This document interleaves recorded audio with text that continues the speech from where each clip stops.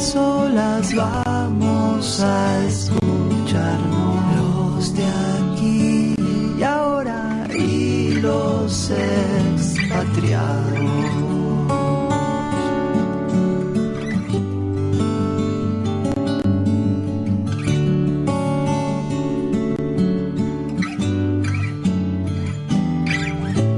No hay Dios ni bandera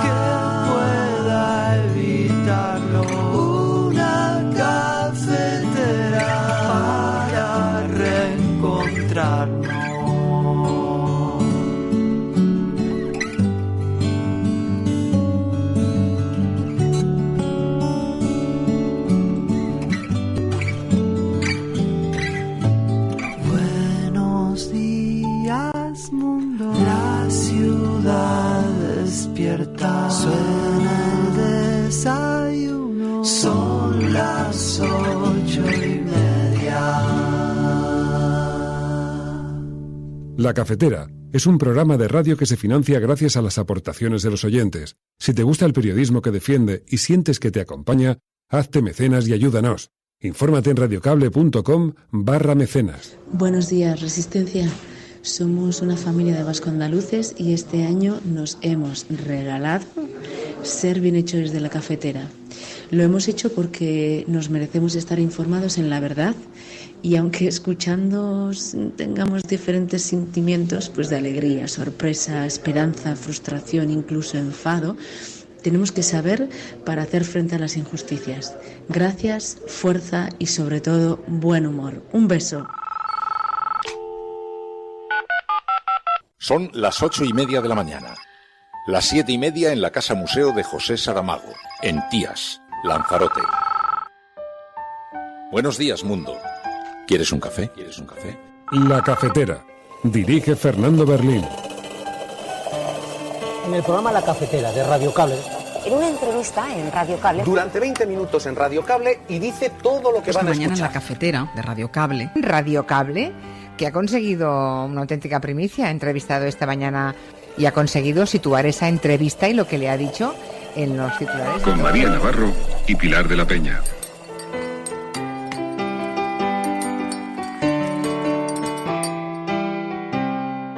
Cumplir la Constitución es también mantener un comportamiento coherente con los valores fundamentales que fija el propio texto, que acordamos entre todos y que debe seguir guiando nuestra actuación. Ser leal a la Constitución exige, ante todo y en primer lugar, reconocer la legitimidad del otro y sus propuestas. Evitar convertir el debate político en constante reproche de inconstitucionalidad, porque dentro de nuestra norma suprema caben múltiples opciones políticas. Judicializar innecesariamente la política comporta politizar la justicia, pero sobre todo lleva a desconocer el espacio deliberativo que es propio de todo sistema político democrático.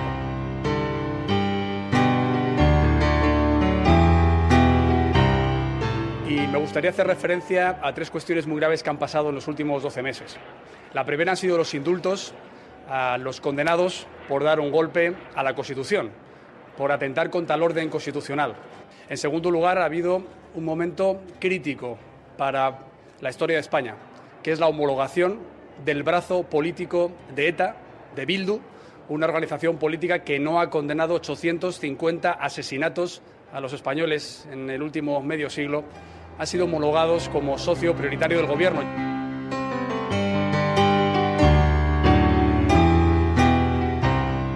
Los socios de Sánchez no están aquí porque lo que quieren es atacar a la democracia española. Y Sánchez es el primer presidente de España que permite que los que atacan a la Constitución estén dentro del Gobierno y sean los socios preferentes del Gobierno. Eso sí que es una novedad. No es una novedad en estos 43 años que haya partidos que ataquen la Constitución. Lo que es una novedad es que Sánchez les haga miembros del Gobierno y socios preferentes del Gobierno. Eso sí que es una novedad absoluta que no se ha permitido hacer ningún presidente del Gobierno anterior. es que hablar de reforma constitucional termina implicando hablar de la monarquía. Implica poner encima de la mesa que a lo mejor la monarquía no es una institución que pueda jugar el papel de consenso, entre comillas, que pudo jugar en el pasado. Por eso no es casual que alguien que sabe tanto de derecho constitucional como la ministra de Defensa, Margarita Robles, cada vez que le preguntan dice no, la Constitución es perfecta. En nombre del Gobierno de España una valoración muy positiva de este EPSCO. Por fin Europa va a contar con esa directiva que, como saben, es la mejor herramienta para luchar contra la pobreza laboral y además es la mejor herramienta para garantizar la igualdad retributiva entre hombres y mujeres.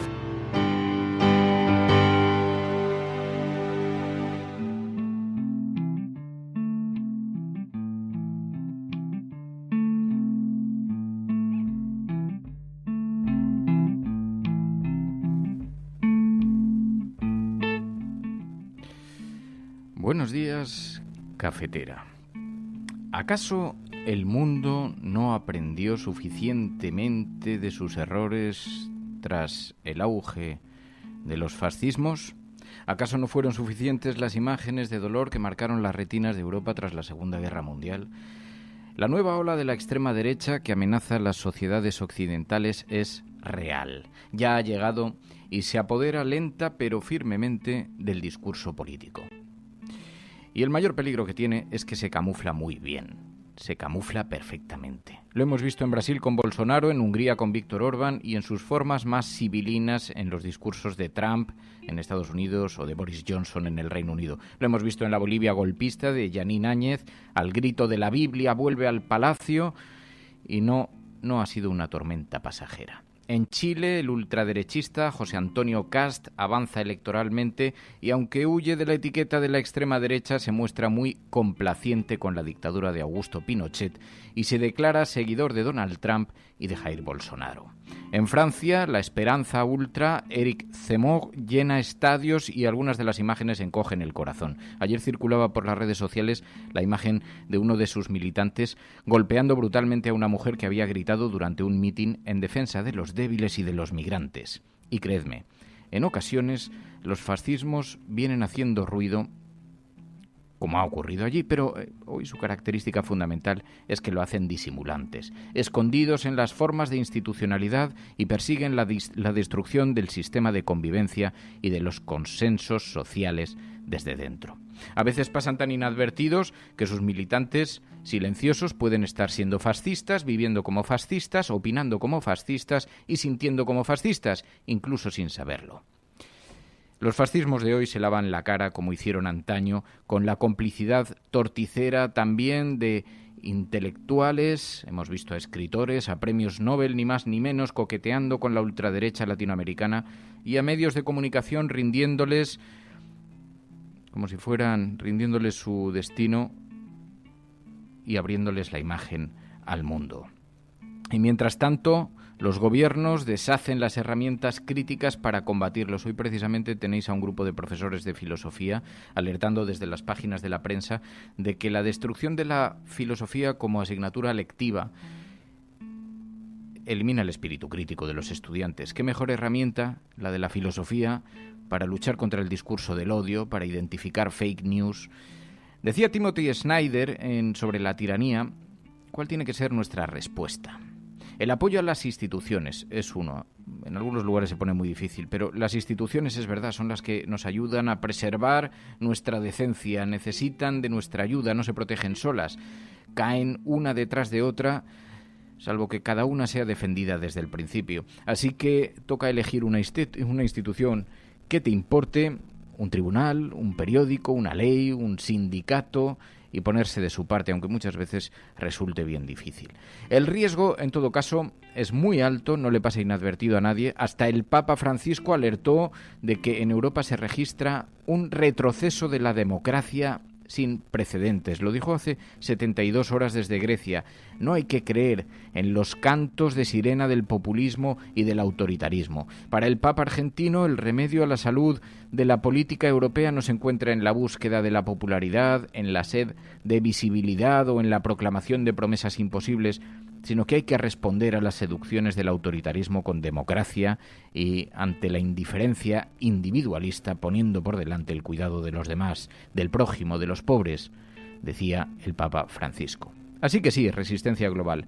Manteneos despiertos, lo decía Humberto Eco en el año 95, la realidad es que el fascismo nunca se ha ido, está entre nosotros, a veces vestido de paisano. Esta es la apertura del programa de Radio La Cafetera, y si lo estás escuchando, eres la resistencia. No estás sola. Podemos hacer que todo salga bien. Buenos días, mundo. ¿Quieres un café? La Cafetera es un programa de radio que se financia gracias a las aportaciones de los oyentes. Si te gusta el periodismo que defiende y sientes que te acompaña, hazte mecenas y ayúdanos. Infórmate en radiocable.com/mecenas.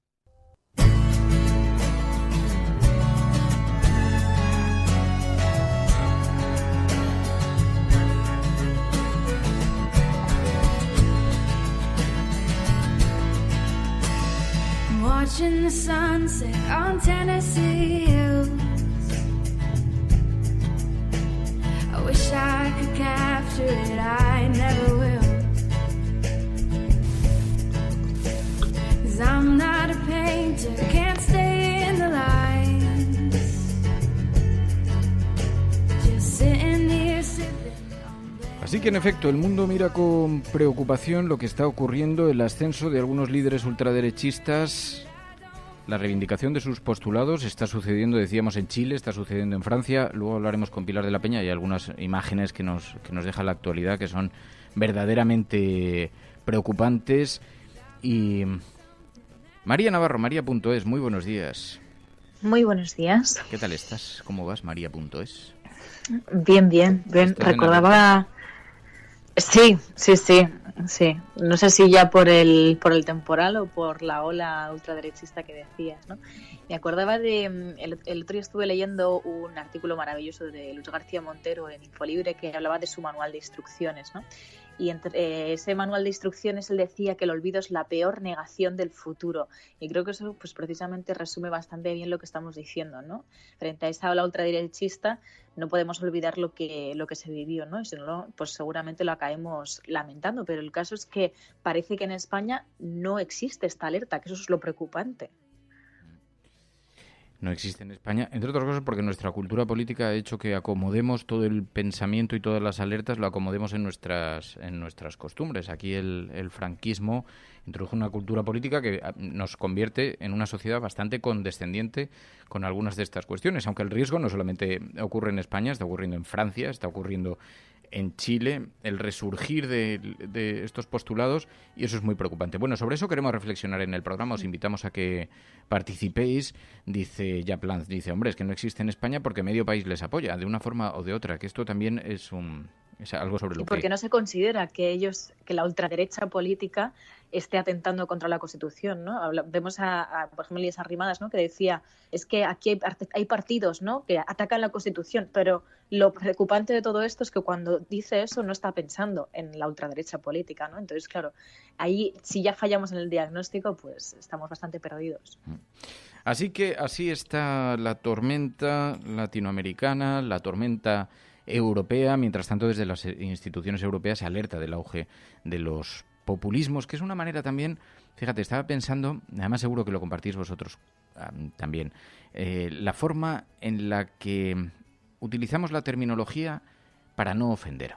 No vamos a utilizar la palabra fascista, no vaya a ser que alguien se ofenda. Piensan como fascistas, actúan como fascistas, se sienten fascistas, pero no se les puede denominar como tales, porque entonces alguien se puede ofender. Y entonces hemos encubierto todo eso en un término que es mucho más global y que, por supuesto, puede afectar a todo el mundo, que es eso del populismo, que, claro, afecta a la izquierda o a la derecha según interese en según qué debates. Y con eso nos hemos conseguido proteger del riesgo que realmente nos amenaza. Sí, nos amenaza el fascismo, es un neofascismo, viene vestido de otra manera, viene con otras prácticas, viene con otra presentación, pero los postulados, la ruptura de los consensos y el discurso del odio es el mismo que siempre fue.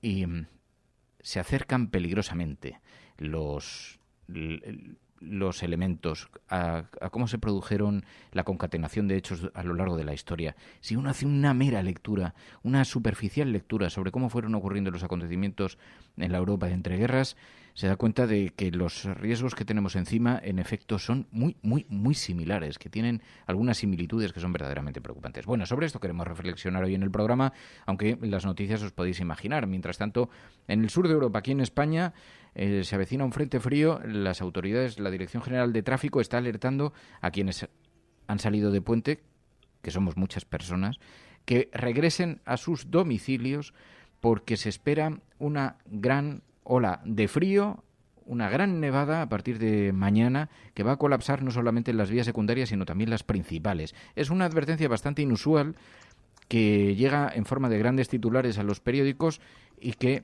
bueno, alerta a quienes hayan salido de puente para que regresen a sus lugares de origen antes de que se produzca lo que dicen puede ser la gran nevada. Claro, en estas cosas uno nunca sabe muy bien qué hacer. Estábamos pensando, María Galería y yo, qué decisión tomamos, si volvemos o no volvemos. Y dices, claro, si vuelves seguro que no nieva. Y si te quedas puede caer la gran nevada. Así que, en fin, las cosas de la meteorología y de este tiempo tan cambiante, tan convulso, tan agitado. Pero bueno, ayer tuvimos celebración de la Constitución. María.es estuvo muy atenta a todas las cosas de la Constitución, como tiene esos vídeos. Estuvo siguiendo esos actos de homenaje tan interesantes, tan llenos de... no pude dormir. Sí. No pude dormir anoche de la emoción. Claro, que haya pasado durante todo el día con esos actos de la Constitución, ¿no? Sí, me preocupas. Pero así es, no, hubo actos de homenaje. Lo que pasa es que a mí me dio la impresión de que lo que vivimos fue una especie de déjà vu en la que todos vimos un lanzamiento de reproches desde la oposición al gobierno y escuchamos ETA, Bildu, las relaciones Bildu-ETA. Un día más en la política española. Sí, total. Y dice Acnari, Francia se condecora a sí misma de gol. Parece que solo afecta a la mitad norte. A Madrid no, dice Riborba. Claro, pero los que estamos en la mitad norte de España, la nevada nos puede afectar. Así que la decisión no es muy sencilla, la decisión no es fácil. ¿Qué vais a hacer? Tengo yo curiosidad. ¿Sabéis lo que me ha pasado? Estaba pensando... Ahora hacemos el análisis de las noticias, pero estaba pensando cómo tomamos las decisiones en ocasiones cuando nos alertan de los riesgos, ¿no? Y entonces, ayer cuando vi las alertas, digo... Al principio he pasado como dos fases. La primera fue, bueno, no será para tanto y tal. Luego ya cuando abrí y vi que era portada en todos los periódicos, digo, bueno, a ver si va a tener algo más de... Pero entonces pensaba, cuando escribí sobre la guerra civil, me llamó mucho la atención que muchas de las personas que fueron asesinados pensaron que tendrían tiempo de salir del país. Algunas de las personas, de las familias a las que yo entrevisté, decían, no, es que pensábamos, claro...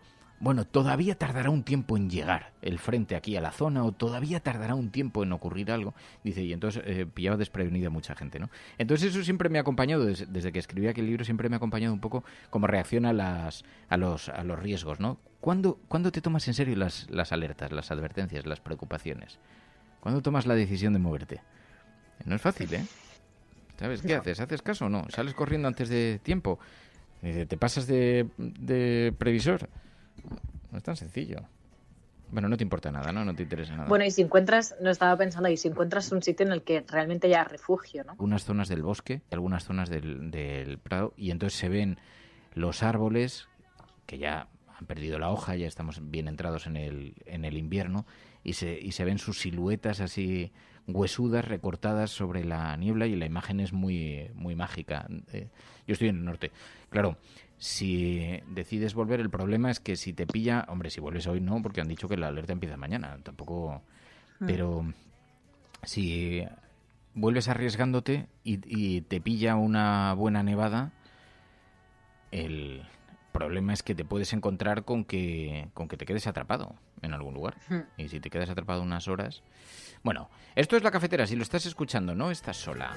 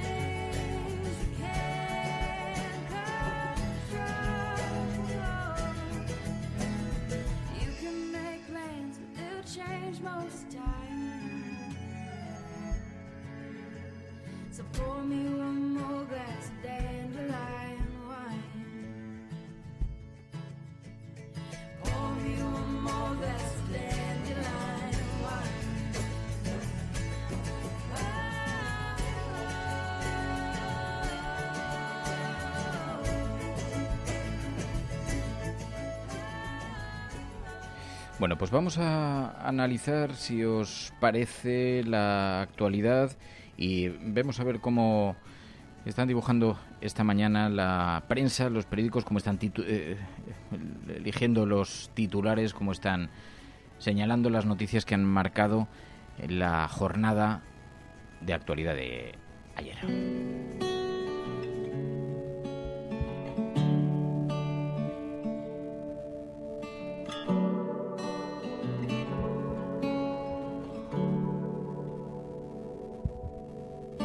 Had a dream I saw her in a forest.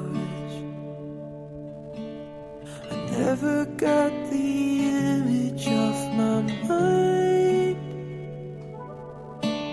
I never knew the love that went before us. But that's the moment I was stuck in time.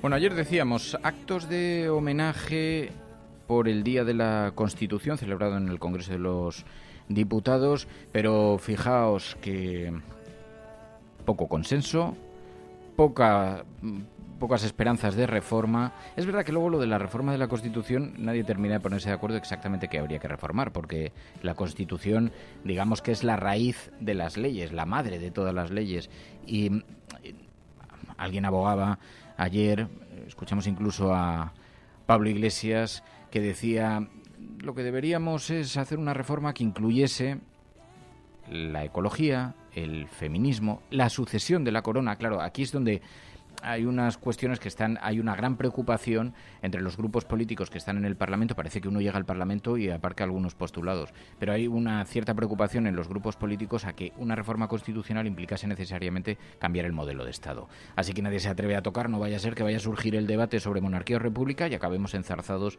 a gorrazos. Y como esa preocupación permanece históricamente en nuestro país, pues nadie se atreve a dar ese paso, nadie se atreve a tocar sobre esto. Pero dice Agnari, bueno, pero no era perfecta la Constitución, que me tiran el castillo de cartas abajo. Claro, es verdad que también, hombre, abordar una reforma constitucional para meter el ecologismo o para meter el feminismo son temas trascendentales y fundamentales en una sociedad, pero ¿de qué manera puedes incluir eso sin un alto consenso en la Constitución, sin que acabe estallando un debate extraordinario? Pero ayer alguien ponía en evidencia, lo vi en Twitter, oye, es que cuando cumpla 18 años la princesa va a tener que jurar la Constitución, una Constitución que no le asegura que asegura la continuidad de la corona en manos de un hombre. Eso es lo que viene escrito. Otra cosa es que no se haya dado las circunstancias, pero va a jurar esa Constitución y entonces alguien decía, hombre, es que hay una cierta complejidad en esto. Bueno, escuchábamos a Pablo Iglesias, hacía en RAC-U una reflexión en torno a una hipotética, una posible reforma de la Constitución. Lo hacía con estas palabras. Sale hoy un artículo muy interesante del vicepresidente de la Comunidad Valenciana, de Héctor Illueca, en Público. No es cualquiera, es un cargo institucional en el que hace algunos recordatorios. La última vez que el CIS se atrevió a preguntar por esto de la reforma constitucional, decía que el 70% de la ciudadanía, hablamos de un porcentaje amplísimo de gente que dice que la reforma es necesaria. Parecería evidente que hay que reformar la Constitución, pero ya digo yo que esto es prácticamente imposible. Prácticamente imposible porque la Constitución prevé una serie de mayorías parlamentarias para su reforma que son inviables en la medida en que se están constituyendo dos bloques de dirección de Estado y que por lo tanto estarían llamados a transformar cuanto menos la Constitución material, sino la formal, cada vez más irreconciliables. Y el último elemento, y aquí dejo la polémica, que de esto se da cuenta perfectamente Illueca en su artículo. Illueca dice, en el fondo, el problema que tienen algunos para que no se hable de esto es que hablar de reforma constitucional termina implicando hablar de la monarquía. Implica poner encima de la mesa que a lo mejor la monarquía no es una institución que pueda jugar el papel de consenso, entre comillas, que pudo jugar en el pasado. Por eso no es casual que alguien que sabe tanto de derecho constitucional como la ministra de Defensa, Margarita Robles, cada vez que le preguntan dice, no, la Constitución es perfecta, no se tiene que tocar absolutamente nada. Es una persona muy inteligente y sabe que en última instancia hablar de la reforma de la Constitución es hablar de si la monarquía tiene algún sentido en un contexto como este.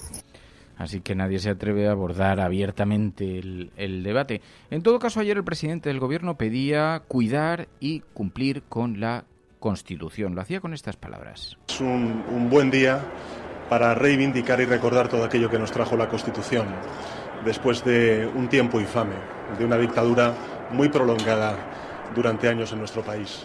La Constitución nos trajo derechos, libertades, donde había entonces una dictadura, nos trajo concordia, nos trajo convivencia, donde antes había odio y había tiranía, y porque nos costó mucho, y costó mucho a esas generaciones. Creo que las generaciones que ahora recogemos su testigo, lo que tenemos que hacer es cuidar nuestra Constitución. Cuidar nuestra Constitución. Y cuidar nuestra Constitución, a mi juicio, significa cumplir de pe a pa todos los artículos de la Constitución, del primero al último. Luego también hay una cierta mitología en que no se puede cambiar la Constitución porque es un cambio que requiere un altísimo consenso y una delicada situación de acuerdos, cuando la realidad es que se pusieron de acuerdo para cambiar el artículo 135 de la noche a la mañana, como están recordando muchos oyentes de la cafetera ahora a través del chat. Y no solamente eso, dice Jacobo una cosa en el chat en la que coincido bastante, Jacobo. Dices, la Constitución finalmente la cambiará la derecha. Reflexionaban también, creo que eran las páginas de Público esta semana, que algunos de los grandes cambios que se han hecho en este país se han tenido que hacer políticamente, de forma políticamente inversa. Cuando hubo que eliminar la mili, fue la derecha quien lo hizo. Cuando hubo que pactar con ETA el final del terrorismo, tuvo que ser finalmente la izquierda quien lo abordó. Pero había dado pasos la derecha. Y siempre parece la gran reforma también, por ejemplo, industrial de Asturias, la tuvo que hacer la izquierda. Porque si la hubiera hecho la derecha se habría incendiado el país. De la misma manera que si hubiera sido la izquierda la que hubiera quitado la mili se hubiera incendiado el país, ¿no? Siempre se ha dicho que políticamente las decisiones las tienen que tomar siempre los oponentes políticos, las decisiones que afectan así algunos valores, algunos principios, porque de otra manera es muy difícil que exista el consenso suficiente y digamos el escenario de tranquilidad como para hacerlo. Pero bueno, sea como sea, el caso es que, bueno, es verdad, en el Día de la Constitución planea el debate sobre la reforma, aunque nadie sabe muy bien qué es lo que habría que reformar. Esto también se ha instalado y dice, bueno, que es la raíz de las leyes, que tampoco tiene que recoger todos los valores, todos los principios, debe recoger los maximalistas. ¿De verdad estamos ante este debate para incluir el ecologismo cuando ya hay algunos, además, la igualdad ante la ley, por ejemplo, pues ahí podría estar recogida, independientemente del sexo, independientemente de la religión, independientemente de la procedencia, eso está recogido en la Constitución, ahí podría estar incluido el feminismo. ¿De verdad por todo esto estamos debatiendo, tenemos a vueltas se le ven las costuras a la Constitución? Claro, hay dos elementos que son los fundamentales. Uno está relacionado con la corona y el otro está relacionado con lo territorial.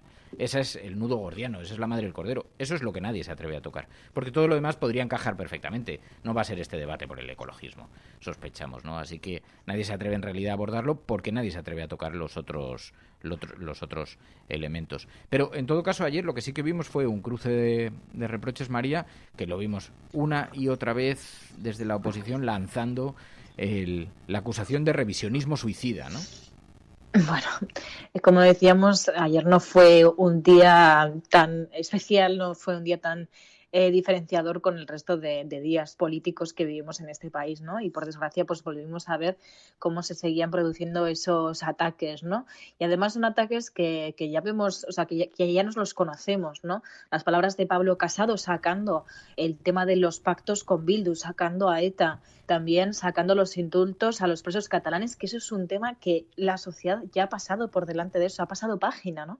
Y vemos cómo en realidad el revisionismo es el que está haciendo el propio Pablo Casado, volviendo a traer temas que ya están superados en la sociedad, pero que siguen enquistados en el Partido Popular y en concreto en el discurso de Pablo Casado, ¿no? Entonces, habría que preguntarse también si realmente eso es efectivo. A Albert Rivera no le funcionó esta estrategia de insistir en temas que ya estaban superados en la sociedad. Veremos a ver qué futuro le espera a Pablo Casado, porque como sea el mismo que el de Albert Rivera, no va muy bien encaminado. Ayer escuchamos, fijaos, algunas declaraciones. Escuchábamos a Meritxell Batet pidiendo lealtad a la Constitución, no judicializar la política. Sus palabras no cayeron especialmente bien en la oposición, que las vieron sesgadas, intencionadas. Cumplir la Constitución es también mantener un comportamiento coherente con los valores fundamentales que fija el propio texto, que acordamos entre todos y que debe seguir guiando nuestra actuación. A ese comportamiento hace referencia un concepto nacido en las crisis constitucionales de entreguerras y común hoy a todas las democracias del mundo, el de la lealtad constitucional. Ser leal a la Constitución exige, ante todo y en primer lugar, reconocer la legitimidad del otro y sus propuestas. Evitar convertir el debate político en constante reproche de inconstitucionalidad, porque dentro de nuestra norma suprema caben múltiples opciones políticas. Judicializar innecesariamente la política comporta politizar la justicia, pero sobre todo lleva a desconocer el espacio deliberativo que es propio de todo sistema político democrático. Yo te digo sí.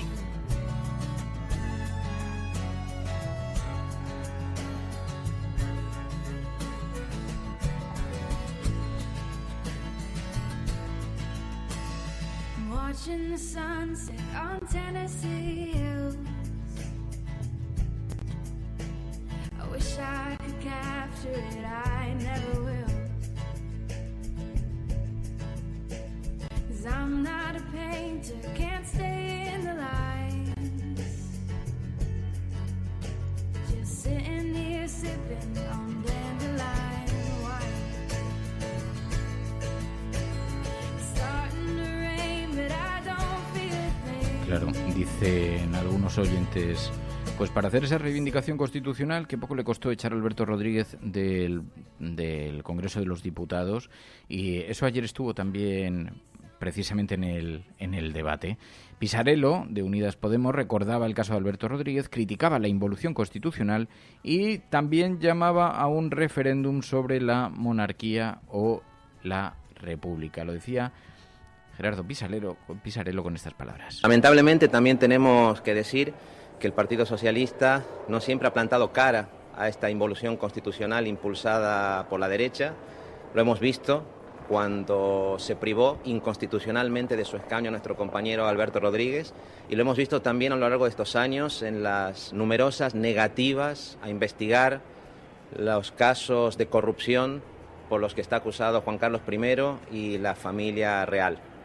Frente a este vaciamiento de los elementos garantistas de la Constitución, nosotros una vez más exigimos que los derechos y libertades reconocidos y que fueron conquistados sobre todo por el movimiento antifranquista se cumplan y no sean pisoteados. Y quiero decirlo hoy de manera muy clara, la única llave para que esos cambios constitucionales sean posibles es que las generaciones que no votaron la Constitución de 1978 puedan decidir libremente si quieren continuar viviendo bajo una monarquía obsoleta y corrompida o si quieren hacerlo bajo una república democrática, moderna, como las más avanzadas que existen en nuestro entorno.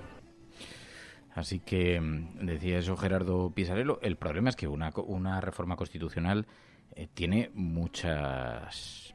Es que estaba leyendo el chat y algunos de vosotros, claro, cada uno tiene una propuesta. Decían, no, debería recoger un movimiento más asambleario. La Constitución debería tener espacio para lo asambleario. Seguramente cada español tenemos una definición propia de cómo nos gustaría que fuera la Constitución española, ¿no? Y es difícil. No deja de ser, en todo caso, un índice, una referencia para el desarrollo del resto de las leyes. No quiero decir que no esté a favor de una reforma constitucional, pero es verdad que hay una cosa que me llama la atención, que es que cuando los partidos políticos entran en el Congreso de los Diputados, o cuando ciertos políticos que han reivindicado públicamente las reformas constitucionales entran en el Congreso de los Diputados, empiezan a variar las posiciones y se moderan mucho. Y entonces, quizá tiene que ver con que es verdad que este país necesita de cierto sosiego y de ciertos consensos, y a lo mejor la convivencia entre partidos políticos nos muestra que son más delicados los lazos que nos unen a los españoles de lo que nos pensábamos, ¿no? Pero bueno, sea como sea, claro, luego escuchamos a la oposición, al Partido Popular, y nos da la impresión que tienen de todo menos espíritu constructivo. El Partido Popular, una vez más, quiere reivindicar la Carta Magna, en unos momentos en los que hay un revisionismo, yo diría que suicida, frente a los que ha sido el pilar de nuestra democracia, de nuestras libertades y, por tanto, de nuestra prosperidad como nación. Y me gustaría hacer referencia a tres cuestiones muy graves que han pasado en los últimos 12 meses. La primera han sido los indultos a los condenados por dar un golpe a la Constitución, por atentar contra el orden constitucional. En segundo lugar, ha habido un momento crítico para la historia de España, que es la homologación del brazo político de ETA, de Bildu, una organización política que no ha condenado 850 asesinatos a los españoles en el último medio siglo, han sido homologados como socio prioritario del Gobierno. Así que difícil encontrar consensos cuando la oposición no hace más que tensar y crispar la situación política. Bueno, el caso es que los actos de homenaje a la Constitución hoy protagonizan la actualidad. Escuchábamos, como decíamos, no solamente al Gobierno, a la coalición de Gobierno, también al principal partido de la oposición y también a Ciudadanos. Inés Arrimadas. Los socios de Sánchez no están aquí porque lo que quieren es atacar a la democracia española. Y Sánchez es el primer presidente de España que permite que los que atacan a la Constitución estén dentro del Gobierno y sean los socios preferentes del Gobierno. Eso sí que es una novedad. No es una novedad en estos 43 años que haya partidos que ataquen la Constitución. Lo que es una novedad es que Sánchez les haga miembros del Gobierno y socios preferentes del Gobierno. Eso sí que es una novedad absoluta que no se ha permitido hacer ningún presidente del Gobierno anterior. Y quiero decir que el partido sanchista le está haciendo una enmienda a la totalidad al mejor partido socialista, que fue el Partido Socialista, que participó junto con otros actores políticos y sociales en la transición española. Realmente también, la política tiene algo siempre de teatralización, la política siempre tiene algo de escenificación, y estar en la oposición es muy difícil, es muy duro, especialmente para un partido como Ciudadanos, que se encuentra con que en las encuestas están sufriendo notablemente el ascenso de Vox, están sufriendo el desgaste de un partido que se movía en dos ejes. Decía, era capaz de tender la mano al Partido Socialista y al Partido Popular, pero eso ocurría con Albert Rivera y en ocasiones, porque no siempre. Y está en una situación muy delicada. Y igual que vemos al Partido Popular tensando, crispando permanentemente, también porque parte de la actividad política se ha convertido en eso. Para ganar notoriedad en el espacio público hay que debatir siempre con el tono demasiado elevado, ¿no? Así que ni siquiera en un día como el de la Constitución, donde se supone que están reivindicando el sosiego y donde están reivindicando supuestamente la concordia entre los españoles, ni siquiera son capaces de mantener un discurso que no consista básicamente en meterle el dedo en el ojo al rival político, que en este caso es el presidente del gobierno. Pero, en fin, bueno, con esto como elemento fundamental ayer en el discurso, nos encontramos además con que en el Congreso de los Diputados, claro, el coronavirus también formaba parte del debate del día y tuvieron que celebrar esta sesión parlamentaria en los alrededores del propio Congreso. Colocaron unas sillas y entonces escenificaron, bueno, que en tiempos de coronavirus el Parlamento se sitúa afuera, cosa que al 15M le habría gustado mucho poder ver realizado, porque ha tenido que ser un virus el que saque a los diputados a las calles. Bueno, ayer esto estuvo colocado como elemento básico, como elemento fundamental del debate político. Esta mañana en las portadas de los periódicos es la aproximación. El Día de la Constitución exhibe la falta de consenso para su reforma, dice el periódico El País. En El Mundo, Batet y los socios de Sánchez minan, es decir, colocan explosivos en el Día de la Constitución. También la fotografía de portada está en La Vanguardia, con todos los diputados sentados en el exterior. Una celebración desangelada de la Constitución frente a la fachada. El aniversario de la Constitución volvió a evidenciar la falta absoluta de consenso para la reforma. La presidenta del Congreso instó a los grupos a preservar la lealtad institucional, pero su llamamiento cayó en saco roto ante las críticas recibidas y las ausencias en la celebración. Bueno, pues no, es verdad. Uno no sabe qué hacer, porque decía en el editorial, los intelectuales que lucharon contra el fascismo y que combaten el fascismo dicen hay que proteger las instituciones. Una institución es la propia Constitución, otra institución es el propio Congreso de los Diputados, y cuando uno ve la actuación de la derecha y de la ultraderecha, pues dice, ¿cómo voy a defender unas instituciones que ellos están abanderando y que están tratando de utilizar en su propio beneficio? Así que la cuestión, en fin, es extraordinariamente delicada. Abascal caldea la cumbre ultra con mofas al Día de la Constitución, dice el Español.com. Esta mañana Santiago Abascal calentó la cumbre ultra europea, boicoteando y mofándose del Día de la Constitución. La ultraderecha organizándose en Europa, alineándose con otros postulados, con otros partidos en Europa. Y mientras tanto os decía, esa imagen que nos ha dejado la política internacional.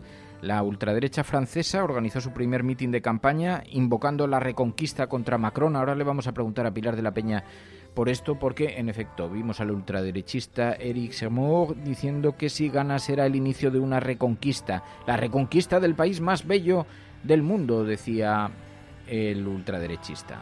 Plus, mais le début de la reconquête du plus beau pays du monde.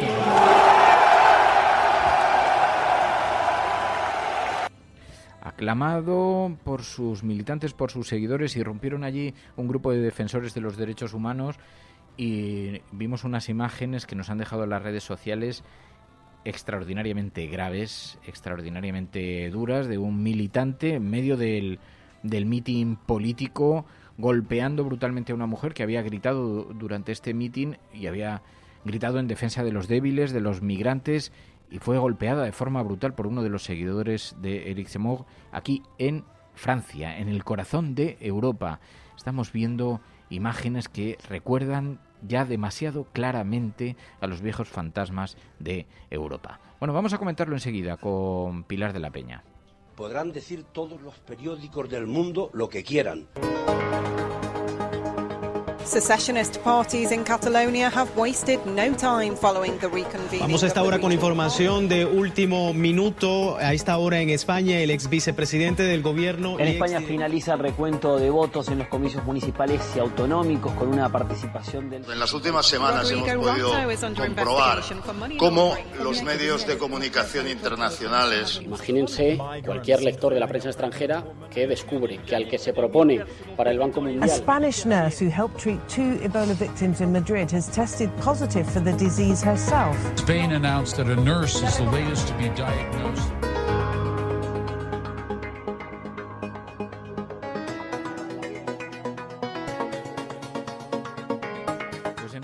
Vimos esa imagen, una imagen que ha sido muy característica, y escuchábamos al ultraderechista Zemmour hablando de la Gran Francia, recuperar la bonita Gran Francia. Plus, mais le début de la reconquête du plus beau pays du monde.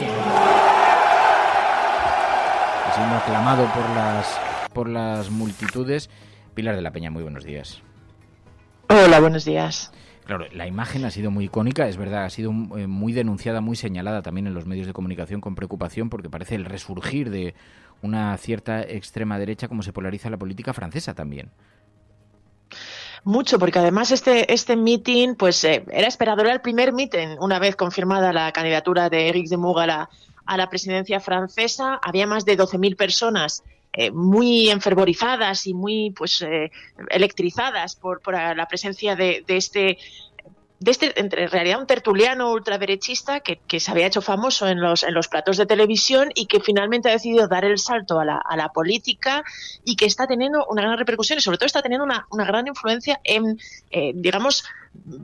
extremar los discursos. Algunas de sus palabras han sido, en este meeting y en general en estos últimos meses, están siendo muy duras, muy de señalar además especialmente a los inmigrantes ilegales que estarían poniendo en peligro Francia, y realmente está dando un nuevo vigor a toda esta extrema derecha que con Marine Le Pen ya estaba muy presente en la política francesa, pero que quizá era una Marine Le Pen que estaba intentando moderarse para ampliar su base electoral, y en este sentido pues Éric Zemmour ha llegado para volver a enfervorizar a la parte digamos más ultra, con el peligro que esto puede suponer para la política francesa y para la campaña electoral, que recordemos que tienen elecciones presidenciales en 2022.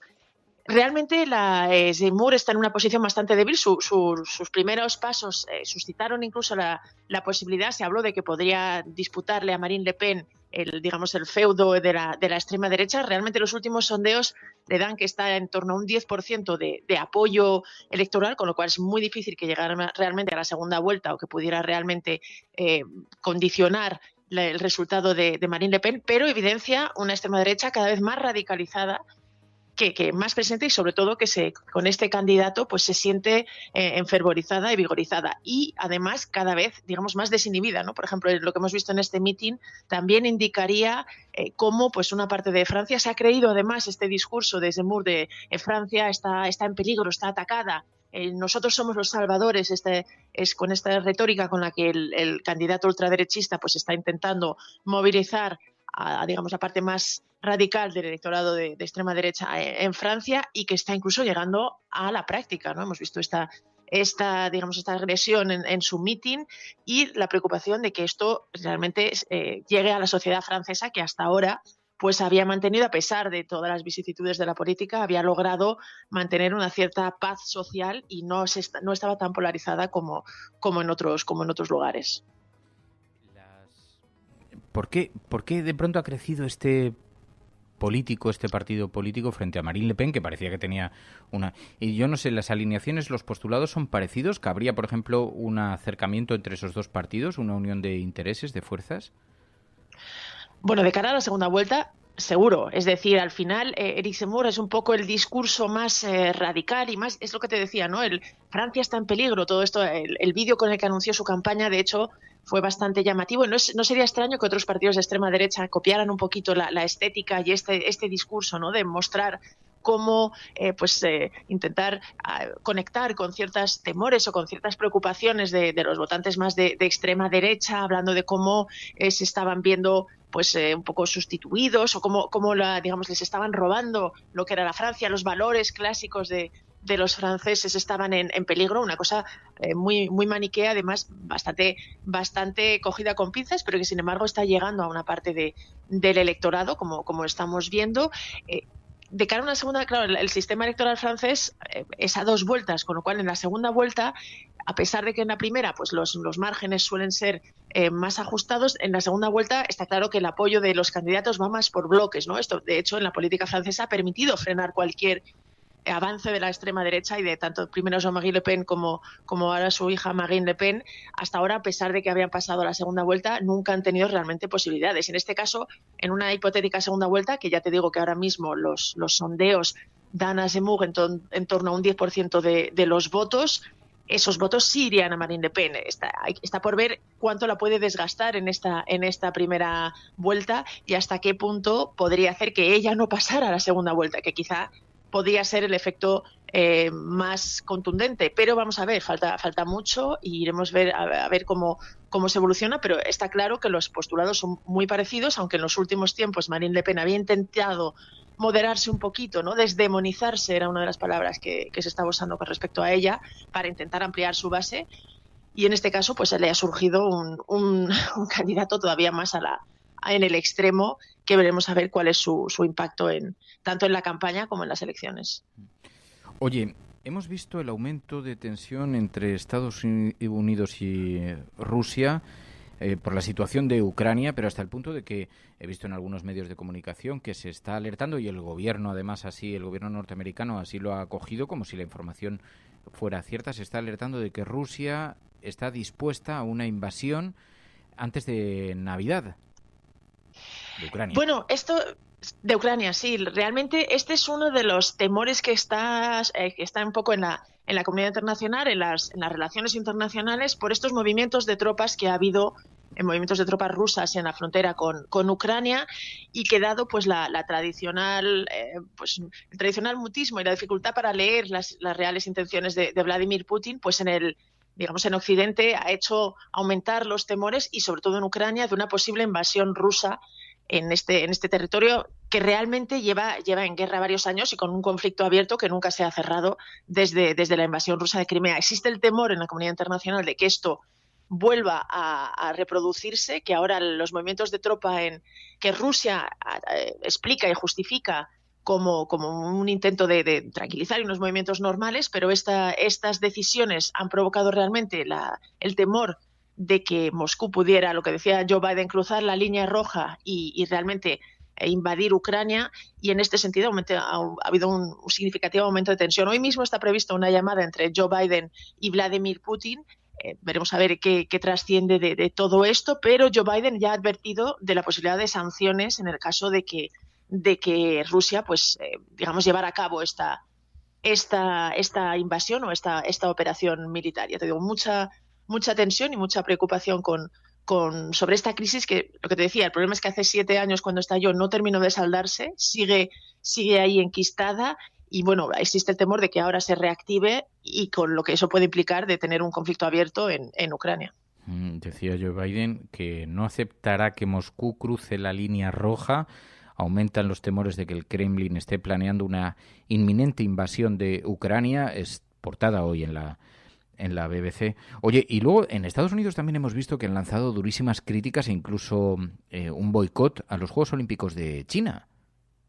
Sí, la verdad es que es algo que estaba en el ambiente, se estaba comentando. Es un boicot diplomático, es decir, no afecta a los deportistas, pero es un boicot a los Juegos Olímpicos de Invierno que se celebran ahora en febrero de 2022 en Pekín, en China, y la Casa Blanca ha anunciado que no enviará ninguna delegación oficial, que a causa de las violaciones de derechos humanos en China, pues han decidido tomar esta medida, que es una medida bastante contundente. No afecta a los deportistas, con lo cual se limita a ser una especie de boicot diplomático y, digamos, no un gran boicot, que sería la renuncia del país a participar incluso en términos deportivos, pero claramente envía una señal bastante contundente hacia China, en un momento en que, recordemos, las relaciones entre Estados Unidos y China, pues después sobre todo de la presidencia de Donald Trump e incluso con Joe Biden, pues están en medio de un gran conflicto y de una especie de lucha de titanes, ¿no? Un poco por la hegemonía internacional. En este sentido, China ha reaccionado hablando de un acto pretencioso y una manipulación política, pero realmente es uno de los las noticias que evidencian esta tensión y cómo se está reorganizando. Hay una especie de guerra soterrada y casi no tan soterrada en las relaciones internacionales. De hecho, hay otra noticia bastante significativa e interesante, que es el cierre de varios acuerdos militares y el acercamiento entre Rusia e India, que han adquirido, que han firmado varios acuerdos para material militar, y en este sentido pues estamos viendo un mundo y unas relaciones internacionales que se están rediseñando, que está habiendo algunos, digamos, movimientos de los bloques para ir conformando una especie de nuevo orden internacional. En Myanmar también tenemos algún titular que nos ha dejado ahí una cierta polémica. ¿Por qué? Bueno, se ha conocido, es decir, la Junta Militar sigue el golpe de Estado, no se ha conseguido, a pesar de que hemos hablado mucho también de la presión de la población, de la reacción de la población. El golpe militar no se ha revertido, sigue ahí, y lo que se ha anunciado es la condena, en principio, a 4 años de cárcel contra Aung San Suu Kyi, la ex líder del gobierno civil y del gobierno democrático que había en Birmania. Ha sido condenada inicialmente a 4 años de cárcel, aunque luego han rebajado a 2 años de cárcel por cargos de incitación y violación de una ley de desastres naturales, pero realmente la líder birmana se enfrenta a otros 11 cargos y podría ser condenada a cadena perpetua, con lo cual, a pesar de que desde numerosas organizaciones internacionales, en concreto Amnistía Internacional, han denunciado que se trata de una nueva violación de los derechos humanos y de un intento de sofocar las libertades en el país, esta condena se ha confirmado, se ha consumido. Ya te digo que se cree que además va a incrementarse la pena de cárcel contra la líder birmana, y consolida el golpe militar que desde el 1 de febrero pues revirtió, digamos, los avances democráticos que había en Birmania. Oye, hay un asunto además que no quiero que nos dejemos en el tintero esta mañana, porque sé que lo estabais comentando todos en las redes sociales y que hay un lío montado con esto monumental. Resulta que en el Parlamento británico han descubierto restos de cocaína en el mismo Parlamento. Hay una gran polémica por el discurso interno de drogas. Esto con lo que siempre se ha bromeado de forma un poco maliciosa en los parlamentos, los políticos, cuánta coca se consume en los cuartos de baño si se hicieran análisis. Bueno, había quien estaba abogando incluso en el Reino Unido de meter los perros antidroga a revisar a los parlamentarios, pero más allá de eso, más allá de la broma, la bronca sí es monumental, ¿no? Sí, cuando precisamente la situación del gobierno británico, en concreto de Boris Johnson, no era la mejor, y en general la política británica no atravesaba por su mejor momento, pues esta revelación de The Sunday Times, el diario británico, que ha explicado que han encontrado restos de droga, en concreto sobre todo de cocaína, en 11 de 12 lugares que habían inspeccionado en Westminster, en el Parlamento británico, pues ha suscitado una enorme polémica. Además han explicado que, por ejemplo, en 2 baños, uno de ellos muy próximo al despacho del primer ministro, de Boris Johnson, y en otro de la secretaria de Interior, de Priti Patel, pues han encontrado restos de cocaína. Esto ha hecho que pues como dices, ¿no?, esta especie de acusación habitual de consumo de droga, y en concreto de cocaína, entre los políticos del planeta, pues volviera a estar en el foco. Se han anunciado algunas medidas. El discurso oficial ha sido de replicar con una tolerancia cero al consumo interno y en general al consumo de drogas en el Reino Unido, con este anuncio de que están estudiando usar perros antidroga para combatir el consumo interno. Pero es una nueva noticia que realmente vuelve a socavar un poco el prestigio de la política británica y sobre todo además de los partidos tradicionales, ¿no? En este caso, de momento, en Reino Unido no hay algún tipo de fuerza defensora de la antipolítica, como estamos viendo en tantos sitios, pero todo esto realmente va poniendo también en cuestión y dejando realmente el prestigio de la política británica pues bastante cuestionado.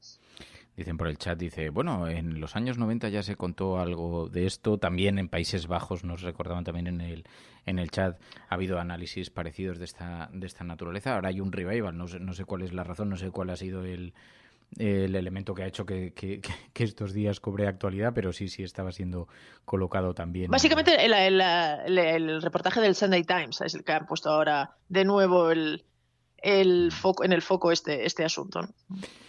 Bueno, pues así está la cosa. Es verdad que todas este tipo de noticias siempre son muy delicadas porque, entre otras cosas, estábamos denunciando cómo la antipolítica se va apropiando del término, y entonces cuando se utilizan este tipo de titulares muchas veces se utilizan para cuestionar las instituciones, la democracia, y siempre se bromea los políticos todo el día drogados, todo tal.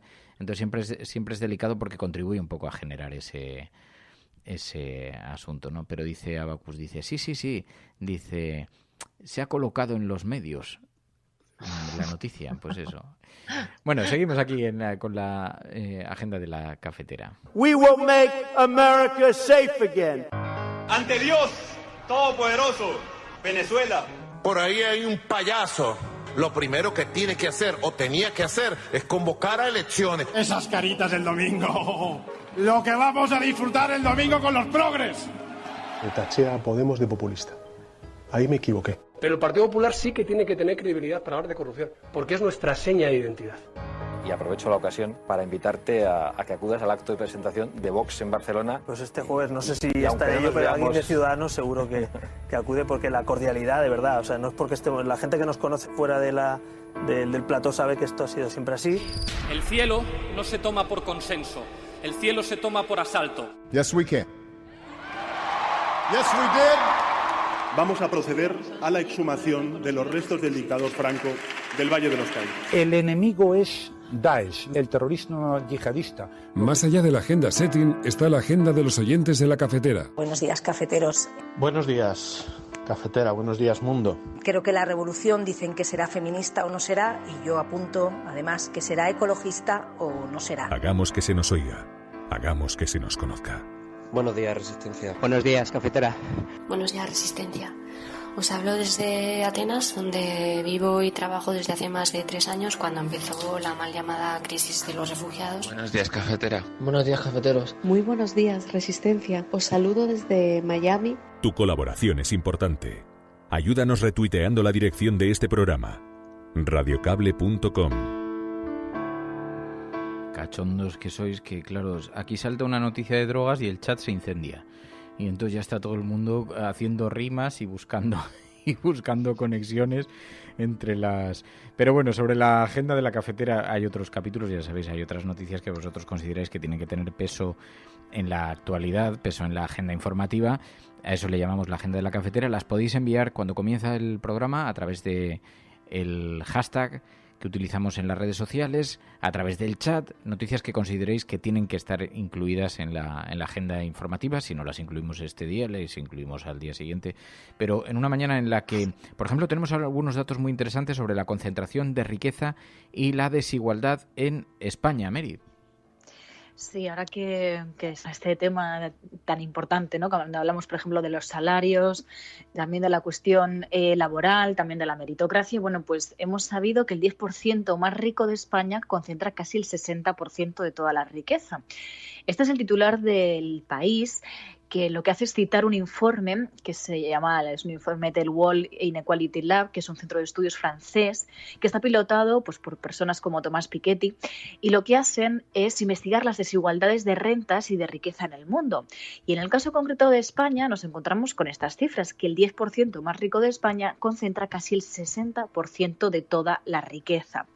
Es verdad que dicen que la situación de España pues encaja dentro de lo que ocurre en el conjunto de Europa, pero dicen que aún así el país no es ajeno a las tendencias globales porque hay un incremento de la desigualdad, pero el caso concreto de España es que hay unas carencias en el sistema tributario español y de hecho hacen referencia en este artículo a las reformas del impuesto de patrimonio que dicen que ha hecho que menos del 1% de la población abone este impuesto y detallan sobre todo pues el caso de Madrid, que incluso ha dejado de cobrarlo, ¿no? De comunidades como la Comunidad de Madrid. Lo que también pues dificulta la redistribución de las rentas y que nos encontremos pues con estas cifras de, en definitiva, desigualdad y también concentración de la riqueza en unos pocos. Luego hemos visto también otras cuestiones que decíais. El aborto. Relatoras de Naciones Unidas piden a El Salvador que deje de penalizar el aborto después de una sentencia de la Corte Interamericana, que también esta mañana está teniendo bastante repercusión. Sí, sobre todo por lo que insistimos muchas veces, ¿no? De cómo derechos que consideramos garantizados en países, por ejemplo, como España, pues lo importante que es, cuando echamos la vista a países como El Salvador, lo importante es que son derechos como el derecho al aborto, ¿no? Hay que decir que El Salvador tiene una de las leyes más restrictivas del mundo y que penaliza el aborto en cualquier circunstancia con hasta 50 años de prisión. En este caso estamos hablando de una sentencia a favor de Manuela, que es una mujer en El Salvador que murió bajo custodia después de haber sido encarcelada por sufrir un aborto espontáneo. Dicen que esta sentencia sienta un importante precedente porque la Corte Interamericana de Derechos Humanos ha declarado a El Salvador responsable de la muerte de esta mujer, de Manuela, que, como decimos, fue condenada a 30 años de prisión en 2008 por homicidio agravado después de la pérdida de su embarazo. Esta mujer falleció en 2010 por una atención médica inadecuada, decían, por un linfoma de Hodgkin, y dicen que esta es una sentencia rompedora y que sienta un importante precedente que ayudará a proteger el derecho de las mujeres a la atención en salud reproductiva. De hecho, estas expertas, estas relatoras de la ONU, instan a este país a que implemente rápidamente esta sentencia, que despenalice la interrupción del embarazo y que se termine, decían, con la criminalización y el encarcelamiento de las mujeres que han sufrido abortos espontáneos. También denuncian la desaparición de 5 menores después de salir de Ceuta en una embarcación. En los últimos meses vuelven a repuntar las fugas de menores a la península a bordo de embarcaciones, dice el Faro de Ceuta, y con esta preocupantísima noticia. Sí, nos lo hacíais llegar y llama mucho la atención, ¿no? Que además no sea un caso aislado, sino que en los últimos meses hayan repuntado las fugas de menores a la península a bordo de embarcaciones, decía el Faro de Ceuta. En este caso concreto, varias asociaciones y organizaciones lo han dicho en un comunicado y han pedido que se esclarezca y se detalle qué es lo que sucedió a partir de ese 30 de noviembre. El caso es que sobre las 10 de la noche, ese 30 de noviembre, salieron 5 menores de edad de origen marroquí sin documentación ni teléfonos móviles en una embarcación pequeña desde la ciudad de Ceuta hacia la península. Explican que desde las 10:30 de ese martes nada se sabe de estos 5 menores. Consta que se ha presentado denuncia en Ceuta por su desaparición, pero hasta el momento insistimos en que no hay datos. Tanto Policía Nacional como Guardia Civil y Salvamar saben de esta desaparición. De momento faltan noticias, como decimos, y el caso es que el jueves 2 de diciembre se denunció esta desaparición de estos 5 menores ante la Guardia Civil y explicaban que, según los cálculos de salvamento marítimo, se estima poco probable que llegaran a alcanzar la península. De momento, insistimos, no hay datos, se ha denunciado esta desaparición y lo que llama especialmente la atención no es solamente este caso concreto, la preocupación sobre estos 5 menores de momento desaparecidos, sino que además en los últimos meses haya habido un repunte de esas fugas de menores a la península a bordo de embarcaciones.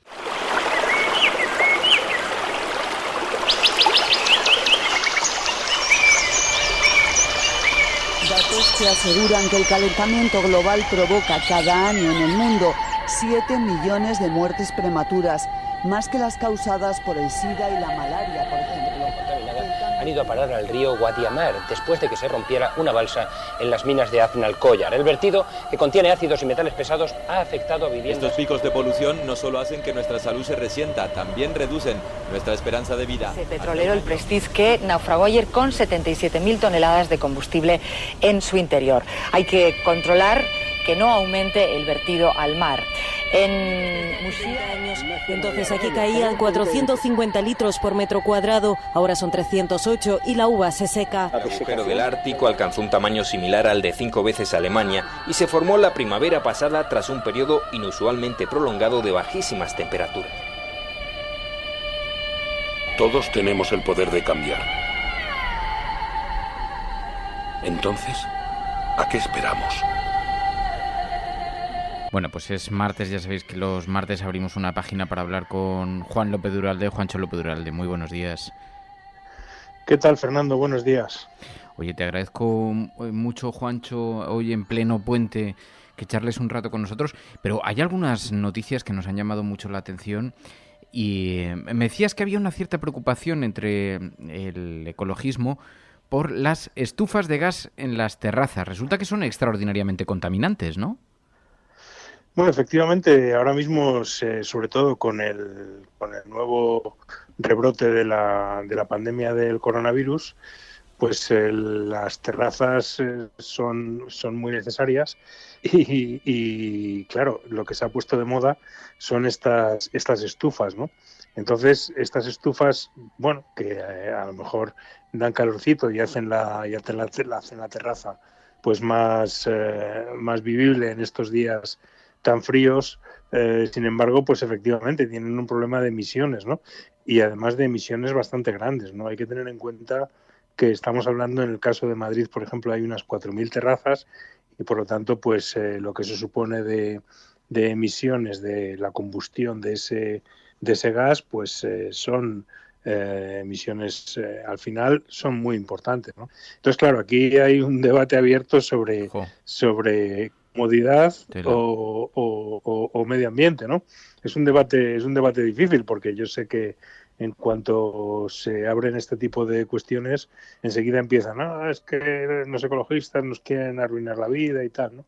Pero bueno, hay alternativas, la verdad es que hay alternativas, como pueden ser, desde luego, las tradicionales mantitas que se utilizan en muchas terrazas, o incluso, pues a lo mejor la estufa eléctrica, ¿no? Que es, bueno, al fin y al cabo va en la red, y si estamos aprovechando la energía renovable, pues será menos contaminante, ¿no? Pero bueno, yo sé que es un debate difícil, es un debate incómodo, porque efectivamente, pues la gente siente confort cuando está en la terraza con la estufilla, pero bueno, pensemos que a lo mejor son unas emisiones innecesarias y son unas emisiones que nos podemos ahorrar, ¿no? Pero bueno, ahí está la cosa. De hecho, algún ayuntamiento, por ejemplo, el Ayuntamiento de Barcelona, ya ha anunciado que las va a prohibir para 2025. Y hay otras ciudades europeas donde están prohibidas precisamente por eso, porque al final pues son más y más emisiones, que es lo último que necesitamos. Así que aquí hay un debate entre nuestro confort inmediato o el confort futuro del planeta Tierra. Eso te iba a decir, en Francia he visto que había alguna ciudad que las había prohibido. Yo no sabía que contaminaban tanto, pero hay un cálculo. Creo que una sola estufa de estas de terraza expulsa, son 6 kilos de CO2.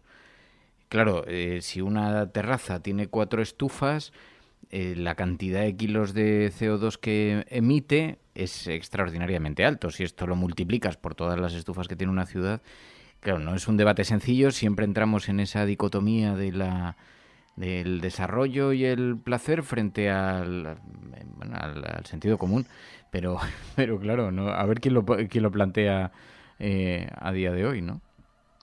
Sí, no es un debate sencillo, pero es una realidad, ¿no? Que estamos hablando de emisiones que a lo mejor cuando empiezas a sumar, pues resulta que un alto número de estufas pues puede emitir lo mismo que emite a lo mejor un coche en un determinado trayecto, ¿no? Por lo tanto, al final, como te digo, si de lo que se trata es de evitar las emisiones, pues no parece que sea lo más inteligente y lo más adecuado, sobre todo además porque tampoco es que den una cantidad de calor que realmente lo justifique, ¿no? Es muy difícil dar calor en este invierno tan frío. Por eso, pues realmente, bueno, yo creo que hay que empezar a pensar que ese no es el modo de darnos calor, ¿no? Insisto en que habrá que buscar alternativas que sean menos contaminantes. Yo sé que, insisto en ello, abrir este debate puede ser incómodo, a todos nos gusta, y mucho más en pandemia además, ¿no? Donde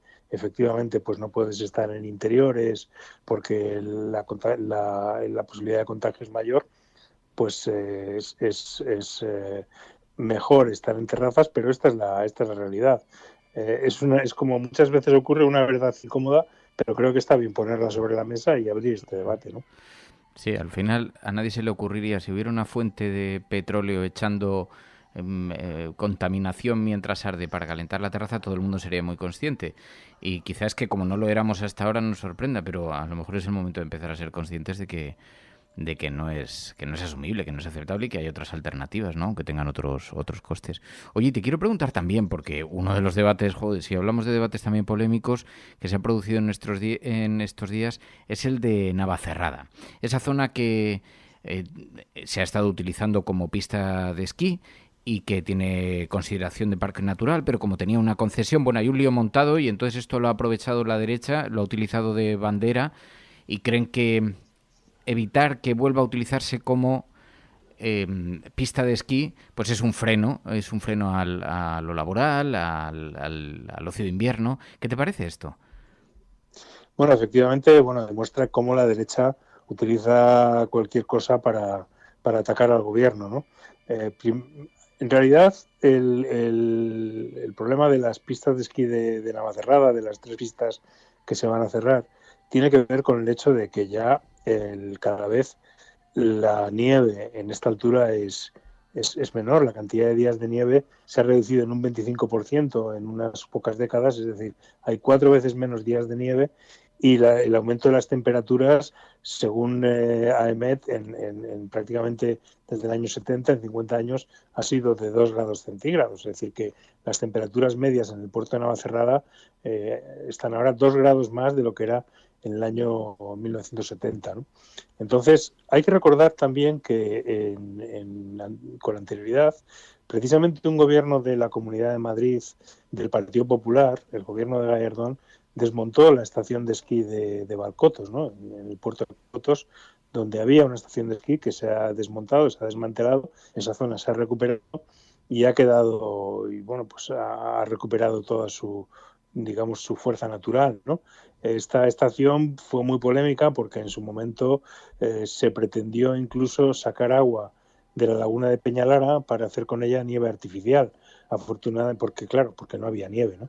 Entonces, afortunadamente, este proyecto tan loco y tan descabellado se paralizó en su momento gracias a la presión de los ecologistas y fue un gobierno del Partido Popular el que desmanteló Valcotos, ¿no? Lo digo porque para que se vea hasta qué punto pues esto es un puro postureo político por parte del gobierno de Ayuso, ¿no? Es decir, que el esquí en la Sierra de Guadarrama tiene los días contados porque es una sierra que se va viendo afectada por el cambio climático como otras zonas de nuestro territorio, donde la nieve pues empieza a ser cada vez más escasa y además donde pues debe haber otras prioridades más basadas en la conservación de la naturaleza, ¿no?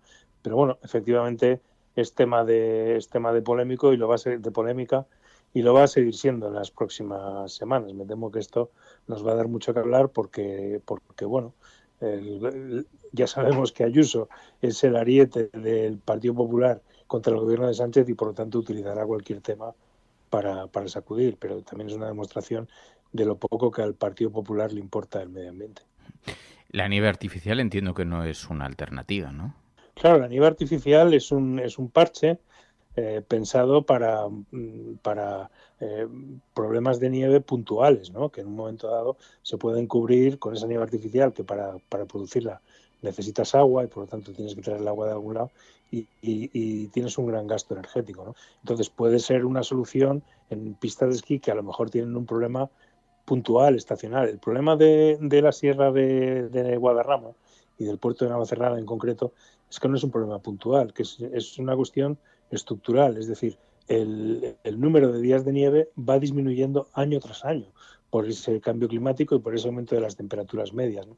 Entonces ahí no puedes hacer nada, aparte que tampoco tienes una fuente de agua que te lo permita. Es un poco lo que por eso en el caso de Valcotos se quiso utilizar el agua de la laguna de Peñalara, que eso fue hubiera sido un disparate ecológico, porque es un agua que casi podemos decir que es agua fósil, que lleva ahí cientos de años, y sin embargo se quiso utilizar para esto. Afortunadamente se paralizó, ¿no? Por lo tanto, no van por ahí el futuro de la Sierra de Guadarrama. El futuro de la Sierra de Guadarrama es ser un parque nacional dedicado a la preservación y también, por supuesto, al disfrute, que hay muchísima gente que disfrutamos de esta sierra, pero de una manera, pues bueno, de poco impacto, ¿no?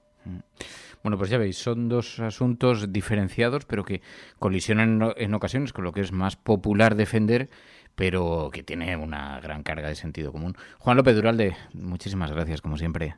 Gracias, Fernando, un abrazo.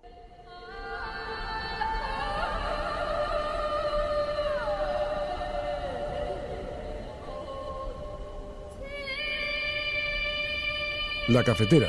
es un programa de radio que se financia gracias a las aportaciones de los oyentes. Si te gusta el periodismo que defiende y sientes que te acompaña, hazte mecenas y ayúdanos.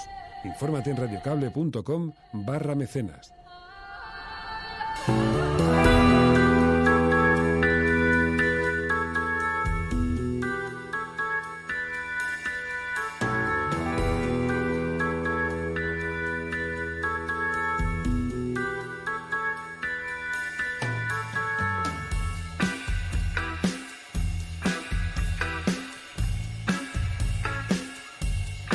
Bueno, pues seguimos en la cafetera y vamos a dedicar un ratito. En estos programas, como son días de fiesta, pues estamos haciendo un acercamiento, una aproximación diferente a la actualidad, pero dentro del compromiso de la cafetera de permanecer aquí, estar conectados con nuestra audiencia, con nuestros oyentes, incluso en días como estos, para golpear, para combatir la soledad también. Y decía, hoy no haremos sobremesa, pero sí nos queda un ratito todavía para que hagamos la reunión de redacción. ¿Os parece, María Pilar? Sí. Les encanta la reunión de redacción, es lo que más les gusta. Espera, que os voy a poner el cable porque os estaba oyendo yo, pero nuestros ávidos escuchantes, oyentes, están desconectados. Bueno, que si os parece, queridos oyentes de la cafetera, mientras conecto a Pilar y a María, si os parece podemos hacer nuestra reunión de redacción. Ahora sí se os escucha, ahora ya no podéis decir cosas soeces. No podéis decir palabrotas. Para la mesa de redacción nunca. Para la mesa, sí, queridos amigos, porque mientras yo estoy aquí intentando leer los periódicos me están lanzando cosas al oído para que me desconcentre. Es como una tarea de entrenamiento de los geo, entonces me van diciendo, cagao, no sigas por ahí, te equivocas, y me lanzan insidias y cosas así. Pero no, que... Es como el entrenamiento de los astronautas, ¿no? Claro. Que les dan vueltas ahí sin parar. Aquí para entrenar a los locutores de la cafetera pasan unos entrenamientos horrorosos. Dice Japlans, ¿cosas soeces? Sí, aquí el único que dice esas cosas es Fernando. Uy, si tú supieras, Japlans, no sabes lo que es esto. Porque, claro, aquí hay que aprender a gobernar la nave Enterprise en plena crisis de energía. Entonces, cuando vas a aterrizar, en el simulador, todo esto, en el directo, ¿no? Pero cuando vas a aterrizar, entonces te están gritando para que te distraigas. Y entonces, para ver si tienes capacidad de concentración incluso en la situación más tensa. ¿Sabes? Como cuando... no era Hermione, pero ¿cómo se llamaba la chica que le gustaba al arquero este de Sherwood? ¿A Robin Hood? Sí. Al arquero de Sherwood. Robin Hood, ¿no? Marion, me recuerdo María Galería. Como Marion, sí, cuando Robin Hood se va al concurso de tiro con arco, y entonces Marion le sopla, cuando están ensayando así en el bosque, cuando están entrenando, le sopla Marion así en la orejilla para que él se despiste y desvíe su flecha, tontorrón. Pues igual, aquí me están pero a lo bestia, ¿sabes? Así que, bueno, que vamos a hacer la reunión de redacción. Sabéis que la reunión de redacción consiste en que tenéis que titular, tenéis que ayudarnos a ponerle un buen titular, tiene que ser un poco atractivo, clickbait, que atraiga a nuestros nuevos y futuros familiares lectores, oyentes cafeteros, y entonces hay que elegir un buen titular para la primera parte del programa. Hemos hablado del ascenso del fascismo, los riesgos, cómo va penetrando en el discurso político, hemos hablado del Día de la Constitución, también algo de las nevadas. Así que, queridos amigos, ponemos un folio en la máquina de escribir del abuelo y os pedimos que paséis a nuestra catedral informativa para elegir el titular con el que retrataríais la actualidad hoy. Como hay algo de delay, todavía no están llegando los titulares, entre que lo decimos y lo lanzamos. Dice, Marian le decía a Robin al oído, como lo claves todo igual de bien, Robin. Claro, ahí se despistaba. Boris, dame tu coca, dicen, hombre, un poquito más sutil, un poquito más... ¿Cómo asustan esas cosas? Nevadas en España y en Londres, dice el Cafelito. La Constitución se congela. ¿Cómo tira este tema, eh? Sí, has visto. Ha sido sacar ahí el tema de las drogas y la política y se ha puesto la cosa como loca, Se me olvidó comentaros que también el Reino Unido ha causado mucha polémica todo esto y ha vuelto a salpicar al gobierno británico porque hace poco otro tabloide habló de una fiesta pues en Downing Street, en el número 10, ahora que se está volviendo a hablar de restricciones y con toda esta preocupación por la variante Omicron, y una fiesta en la que pues hubo de todo en casa, digamos, en la residencia del primer ministro. Entonces es un poco como que llueve sobre mojado en el tema del Reino Unido y eso ha hecho que todavía tenga más. En la casa Boris Johnson nieva sobre mojado. Siempre que hay fiesta hay festival. Venga, va. Están dando algunos titulares. Disparadlos. Blanca Navidad. Blanca Navidad. ¿El ascenso del francés? Del francismo. Del francismo. Uy, ese es muy inteligente. Ese es muy inteligente. Reconstituidos. Del francismo, sí. Venga, va, más. A ver. Sobredosis constitucional, madre mía. Blanca Navidad. Fachada constitucionalista. Fachada constitucionalista. Ostras, esa no está mal, esa es una... Ostras. Fachada constitucionalista es un poco de meter el dedo en el ojo, eso es un poco de meter la coca en la nariz, pero no está mal. De V de Vendetta. ¿Ese es de V de Vendetta? Podemos hacerlo sobre el avance, ¿no? Del fascismo así en general. Sí, también. Pero mire, ya es Navidad en Westminster, dice Pucci Dana. Dice, Dana en España y en Gran Bretaña. Sí, queridos amigos, yo no digo nada, pero habemos titularum.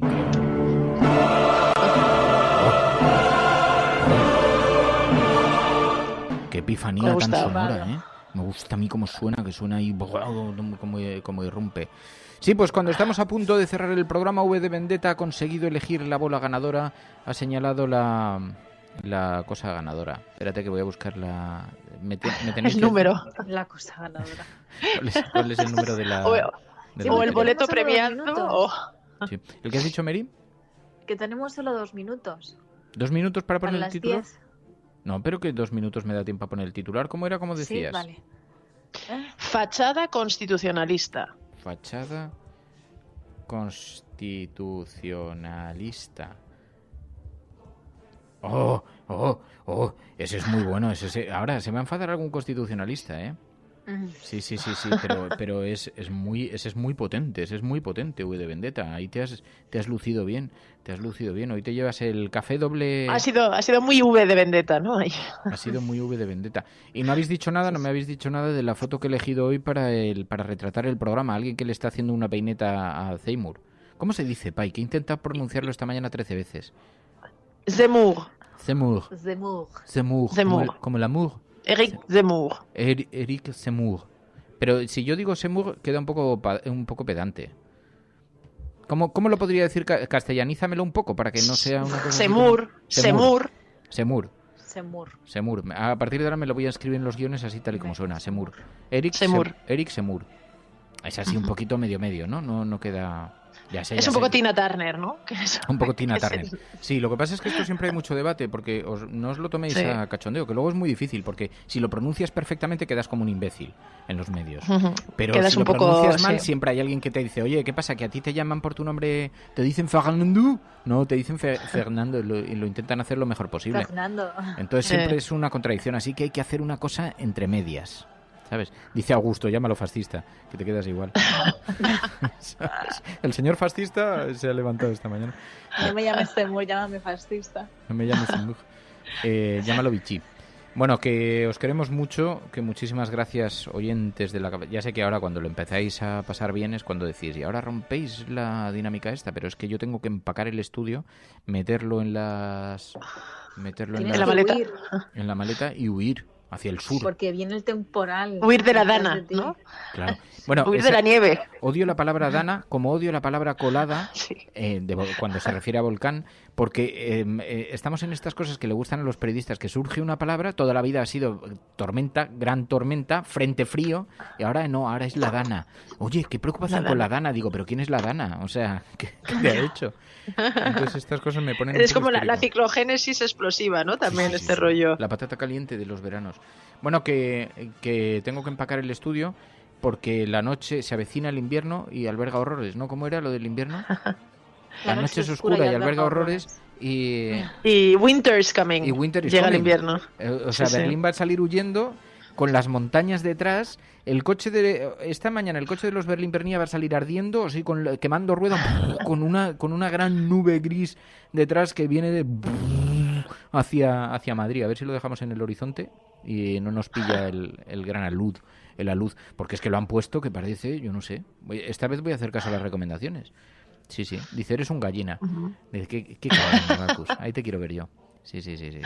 No llevo cadenas ni nada, es que tengo que improvisar. volvemos a Dorn. Gracias, despacito, eso sí. Que muchas gracias. Mañana sí, mañana hay programa. La cafetera siempre está ahí con vosotros. Sí, consigues llegar, claro. Si consigo llegar, si no lo haré desde el teléfono móvil. Bueno, llevo el estudio en la maleta, o sea que siempre se puede hacer desde el coche. Llevo los cascos, un atasco, ¿no? Los plásticos, y llevo los plásticos estos. Los puedo poner siempre en la parte de atrás del maletero, ¿sabes? Y Winter is coming, queridos amigos. Mañana volvemos, mañana más. Dice, ¿qué pasa? ¿Que va a nevar en Madrid y te has cagado de miedo? Dice Soti, joder, no, si en Madrid no va a nevar. Si donde me voy es allí, yo me voy al sur. Donde va a nevar, pues que no sé, yo es que soy un tío responsable y hago caso a la DGT. Y ha dicho la DGT que carreteras principales y las de máxima, es decir, las autovías y autopistas, se pueden colapsar. Entonces, que piden, es una recomendación bastante inusual, que la gente adelante la vuelta del puente. Y claro, yo no me lo iba a creer porque yo siempre soy... Pero ahora es que le llamáis gallina a cualquier acto de responsabilidad. Os estáis volviendo unos antisistemas de cojones. Con perdón. Bueno, mucho cuidado para todos. Mañana volvemos, mañana con más. Desde el estudio de la... No ya desde el itinerante, desde el estudio cafetero. O no. Porque esto es la cafetera. Si no estás escuchando, eres la resistencia. O no. Y no estás sola. Eso seguro que no. Venga, hasta mañana, gracias. La Cafetera es un programa de radio que se financia gracias a las aportaciones de los oyentes. Si te gusta el periodismo que defiende y sientes que te acompaña, hazte mecenas y ayúdanos. Infórmate en radiocable.com/mecenas.